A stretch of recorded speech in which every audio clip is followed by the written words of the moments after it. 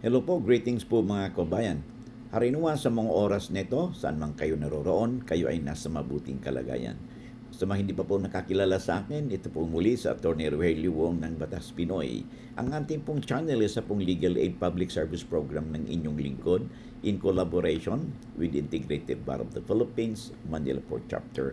Paalala lang po ang ating pong napag-usapan, pinag-usapan o napag-usapan na ay huwag niyo pong maituring isang legal opinion pagkos consider our discussion for information and academic purposes only po. Meron po kayong compelling issues, pinaka-the best na yung magkonsulta po kayo sa inyong lawyers.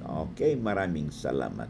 Alright, bago tayo magpatuloy, pwede bang makahingi po ng isang pabor, no? Kung hindi pa kayo nakapag-subscribe and if you find our videos interesting, informative, no?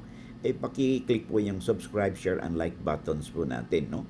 Kahit upang sa ganun po ay maipalawig pa natin, maipag-ibayo pa natin ang ating adhikain na mapagbigay po ng legal na impormasyon o kaalaman sa ating mga kababayan, no? Especially sa mga OFWs po natin, no?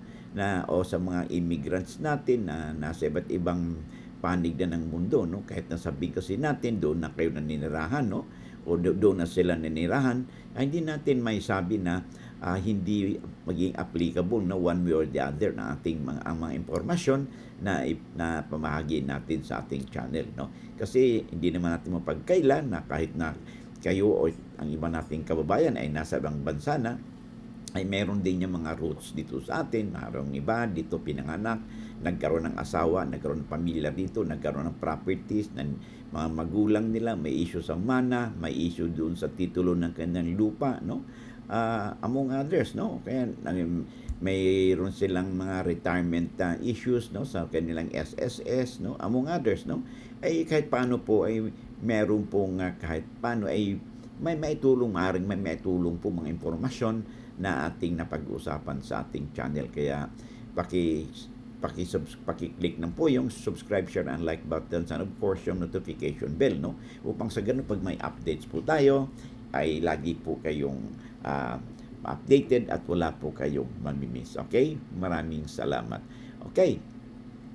Ang ating pong topic for today's itong sa episode nito may kinalaman po sa sulat po sa atin na ang sender po ay itago natin siya sa pangalang Jamel. Okay? Sabi may kinalaman ito, no, sa survey na isagawa sa kanyang lupa sa pamamagitan daw ng Google Maps, no? Hindi daw base daw sa Google Maps na sukat nito yung kanilang kapitbahay ay nilipat, no, yung muhon, no?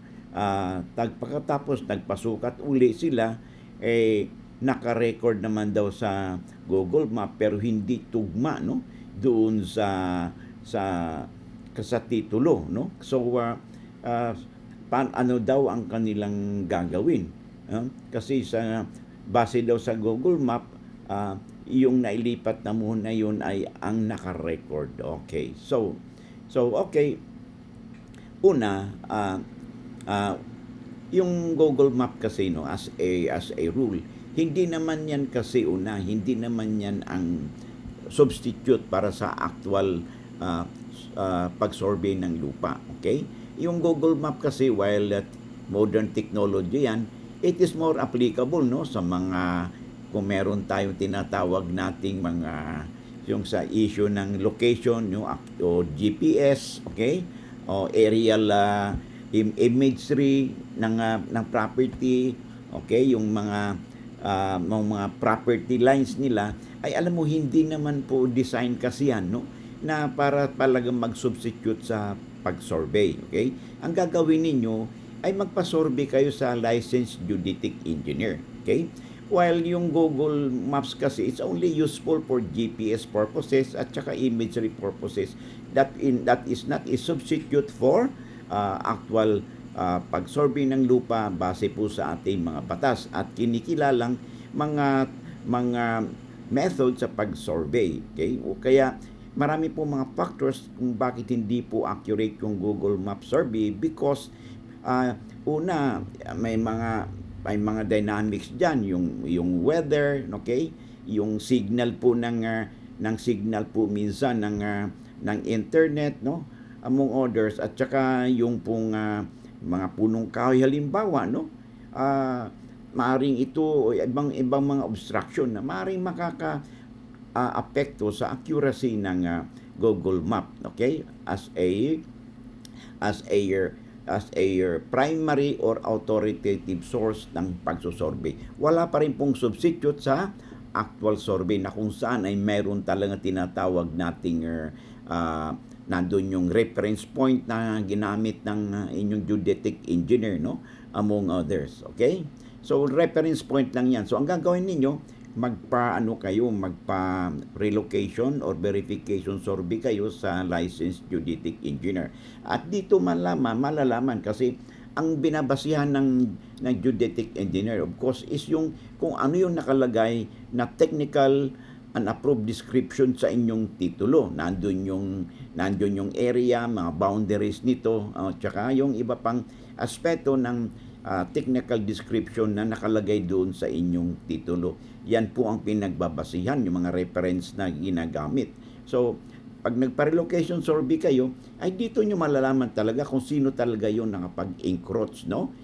Whether kayo na pag-encroach o yung inyong kapitbahay na naging basihan po sa paglipat po ng muhon. Tandaan po natin, ang paglipat po ng muhon na walang authority po, okay, ay na hindi na isagawa base sa ginawang pag-survey ng isang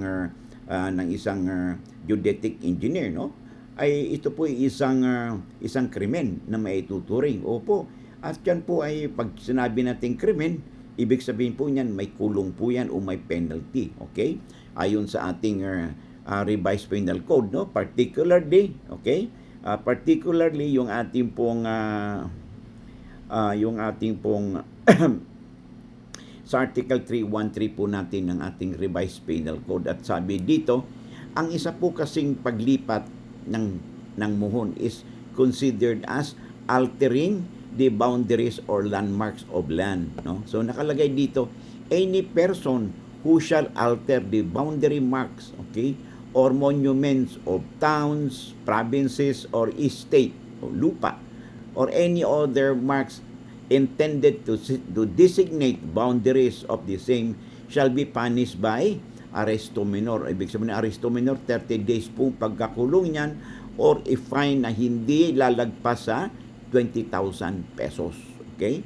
So, yan po ang ating tatandaan. So, magpa-survey po kayo, no? Upang sa ganon, relocation survey ang tawag doon. At ito maging basihan ninyo o ebidensya ninyo kung sakali mang hindi kayo magkakasundo ng inyong karatig na lupa, no? Mag-umpisa muna kayo sa barangay.